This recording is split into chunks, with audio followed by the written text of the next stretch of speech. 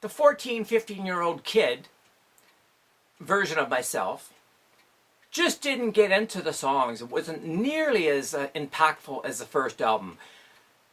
And I even knew then that it wasn't mixed properly. It just didn't sound right. The guitar wasn't in your face like it was on the first album.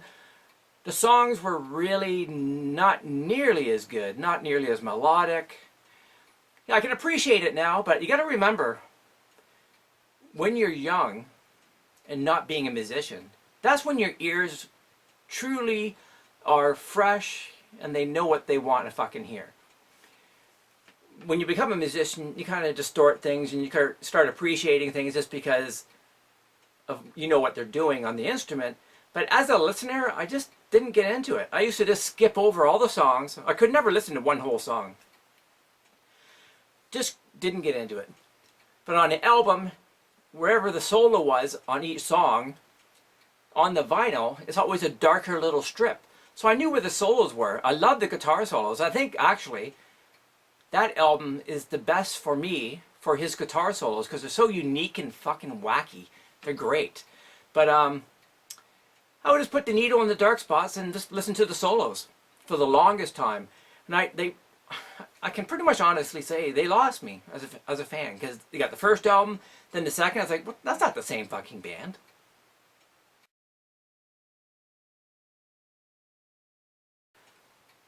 I hear the stereo blasting from the basement and I hear these jungle drums and amazing guitar effects. I'm thinking, could it be? Is it? No way, it can't be. And yeah, it was Van Halen and they were fucking rocking right back on track. And I think they must have realized, oh, we fucked up with that second album. We better put something out that kicks fucking ass. And it kicked ass. All the songs were killer. And won me right back as a fan. And Roth was really top of his game on that album. Phenomenal. And I saw that tour as well in London, Ontario. Can't believe it. So proud that I can say that. Front fucking row too. General admission. Where you just rush up to the front. Only the strong will survive and make it to the front. I love those kind of concerts where it's like the diehards make it to the front. People who don't really care don't. But anyways, I'm so glad I saw that. But then when I went to see them in 1984,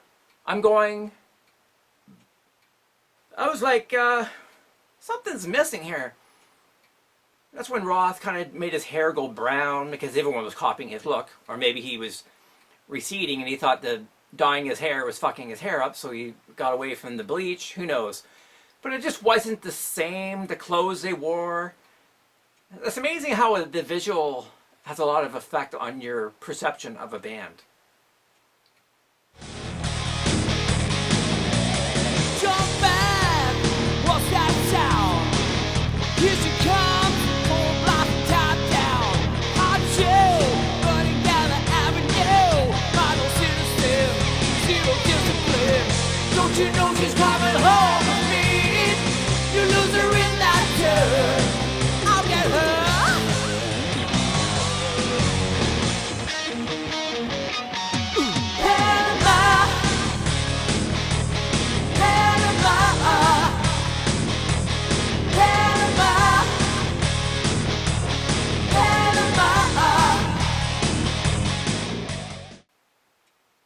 I really believe that Eddie Van Halen would not have been nearly as popular if he was some fat, bearded, bald guy. No fucking way. His appeal was not just the playing, it was the way he looked. He was like this cute little guy with the smiling, great hair, looked like he worked out, he was in shape. It's just visually appealing as well, with the stage poses that he did, the moves, jumping around, drop kicking his amp, the flying Eddie. All those things play in a factor of how you perceive somebody. Even Ozzy Osbourne. I think that's why he picked Jakey Lee, because man, he looked just like Eddie Van Halen. The hair, the stage moves, the playing.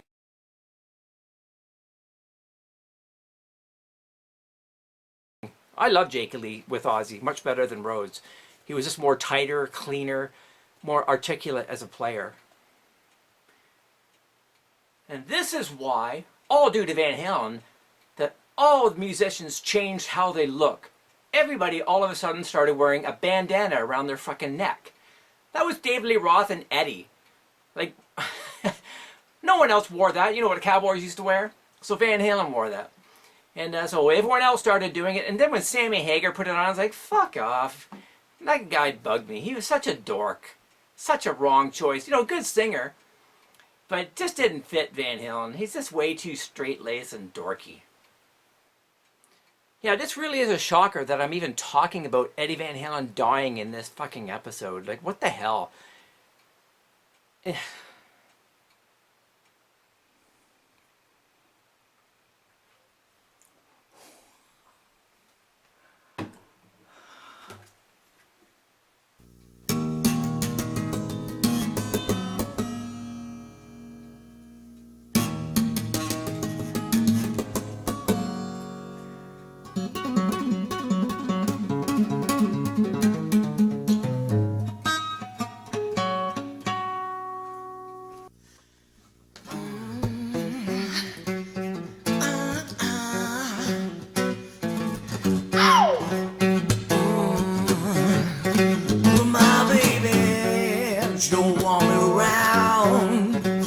She's tired watching me fall down. She wants a good life, all the best. Like that bottle, better than the rest. She said, I think that you're heading for a whole lot of trouble. I think that you're heading for a whole lot of trouble. Oh yeah, well I think that you're heading for a whole lot of trouble.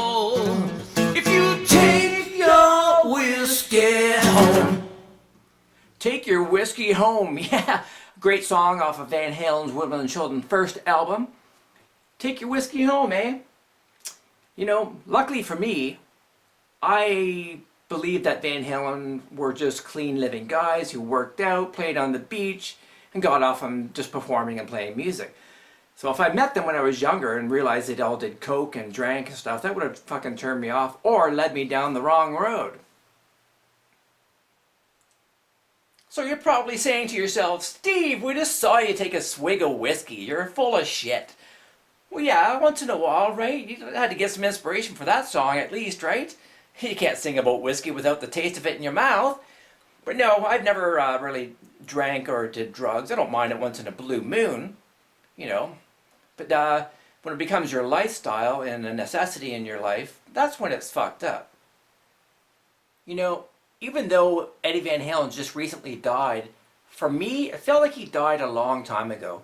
Because the image that I had of him was this clean-cut guy, just got off of music, performing and everything else.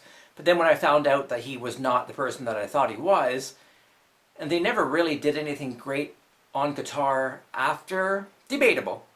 But anything that really stood out was really during the Roth era, and really the first 3 albums, really.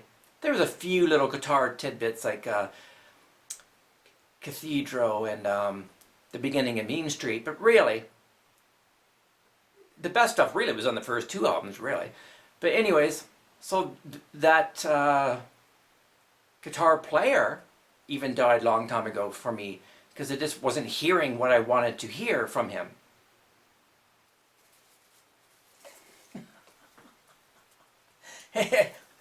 Oh, we're back on the air? Oh, shit. Since we're talking about whiskey. Good shit, really. I can see why people will get into it, because it's kind of delicious, really. Sweet and nice. But anyways, yeah, I'll turn into an alcoholic now. But no. So you're probably wondering, what the hell am I wearing? Another fantastic shirt I designed. Look at the VH logo going down the sleeve. And a picture of myself. That's not Roth. That's actually me on the front. Trying to do the Roth arch. I take all my photos myself. And at the time I was using film. And I had to use a timer. So I had to, hit the timer on the camera. Hit the smoke machine. Get back in place and do an arch without falling over and look like a fucking idiot. Took like 1,000,000 times to get that picture. But I finally got it.